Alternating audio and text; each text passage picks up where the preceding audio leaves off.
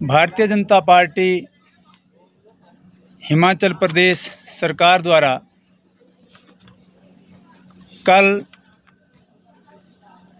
माननीय मुख्यमंत्री ठाकुर सुखविंदर सिंह सुक्खू जी के बयान को विशुद्ध राजनीतिक बयान मान करके उसकी आलोचना करती है, क्योंकि स्टार्टअप के बहाने जो बयान उन्होंने दिया है वो केवल और केवल राजस्थान के चुनाव को प्रभावित करने के लिए है। भारतीय जनता पार्टी का ये स्पष्ट मत है कि कांग्रेस ने हिमाचल प्रदेश के विधानसभा चुनाव से पहले जो 10 गारंटियां दी थी, उसकी गारंटी नंबर 4 हिमाचल प्रदेश में कांग्रेस की सरकार आने पर 5 लाख युवाओं को रोजगार दिया जाएगा, और रोजगार भी सरकारी रोजगार कहा गया था। अगर हम 5 साल सरकार का समय जो होता है उसको लेकर के चलें तो 1 साल यानी 11 माह के अंदर 1 लाख रोजगार, और वो भी कांग्रेस के नेताओं ने कहा था कि कैबिनेट की पहली बैठक में 1 लाख सरकारी रोजगार हम युवाओं को देंगे।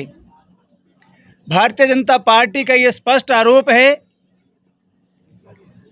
कि सुक्खू सरकार झूठ के सहारे और केवल अखबारी बयानबाजी कर रही है और प्रदेश और देश को गुमराह करने का काम कांग्रेस आज कर रही है।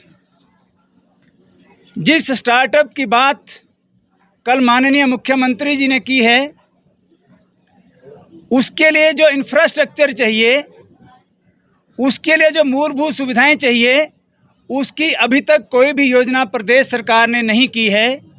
आज हिमाचल प्रदेश में रोजगार कार्यालयों में हैं, हम देखते हैं 18 से लेकर के 35 साल तक के जो पढ़े लिखे युवा हैं, जो +2 से ग्रेजुएट तक हैं, उनका आंकड़ा ही 9 लाख है।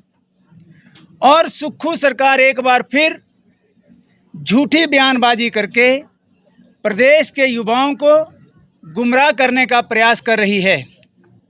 ये भाजपा का जो हालात हिमाचल प्रदेश में है, वास्तविकता मुझे ये लगती है कि इनके आपस में कुछ वर्चस्वों का जंग चल रहा है। वो केवल मात्र मीडिया के ज़रिए और स्टेटमेंट्स के ज़रिए जो है अपनी लीडरशिप को आगे करना चाहते हैं। अगर ये वास्तविकता से इसको देखें तो राजस्थान का चुनाव हो या मध्य प्रदेश का चुनाव हो या कहीं का भी चुनाव हो, वो एक अलग राज्यों के अपने चुनाव है। हिमाचल प्रदेश में जब कांग्रेस की सरकार बनी है, उसमें साफ तौर पे हमने जो लोगों से प्रोमिसेस किए थे गारंटीज़ के तौर पे, उस पर हमारी सरकार पहले दिन से काम शुरू कर रही है। जैसे कि ओपीएस की बात थी तो वो हमारी पहली गारंटी थी, हमने पहली कैबिनेट में उस बात को माना और उसको अप्रूव किया। आज जो है 1,36,000 सरकारी कर्मचारियों को पेंशन मिल रही है। क्या भाजपा के लोगों को, नेताओं को नहीं दिख रहा है? नहीं दिख रहा तो जाने लोगों से, पूछे उनसे, सरकारी कर्मचारियों से कि क्या आपको पेंशन मिल रही है? किसी व्यक्ति को पहले 1700 पेंशन मिलती थी, आज उस व्यक्ति को 37,000 पेंशन मिल रही है। क्या ये काम नहीं किया गया? ये छोटा काम था क्या आपकी सरकार ने किया? पूरे देश के कर्मचारी जो है नरेंद्र मोदी जी से चाहते थे कि वो इस पे फैसला ले, वो नहीं ले पाए। हमारी सरकार ने और माननीय मुख्यमंत्री जी ने ये देश के अंदर पहला बड़ा फैसला किया कि जो सरकारी कर्मचारियों को ओपीएस बहाल किया। उसके बाद अगली गारंटियों पे हमने पहले से ही काम शुरू किया हुआ है। इन गारंटियों पे होमवर्क हो रहा है, काम हो रहा है, पूरा इंफ्रास्ट्रक्चर कैसे बनेगा हर गारंटी पे। कल आपने देखा कि माननीय मुख्यमंत्री जी ने 680 करोड़ रुपए की जो हमने प्रॉमिस की थी कि हम जो है रोजगार को लेके गारंटी तैयार कर रहे हैं, उस पर काम किया। कल आज उसमें तय हुआ है कि सबसे पहले कि 500 लोगों को ई टैक्सी के परमिट देंगे, वो उसके ज़रिए जो है रोज़गार भी कमाएंगे। और मुख्यमंत्री जी का पूरा एक बात उन्होंने साफ कही है कि मैं ये चाहता हूं कि हमारे प्रदेश का जो बेरोजगार युवा है उनको कम से कम अपने आप काम करके, जैसे स्टार्टअप की ये बात की है कि स्टार्टअप है, ये 680 करोड़ रुपए का स्टार्टअप योजना का हमने जो है अपने मैनिफेस्टो में बात की थी, जिसके ज़रिए हर 68 क्षेत्र में जो है हम स्टार्टअप करेंगे, जिससे बेरोजगार युवा साथी अपने आप काम करके जो है अपना रोजगार पैदा करेगा। उसकी शुरुआत कल की है।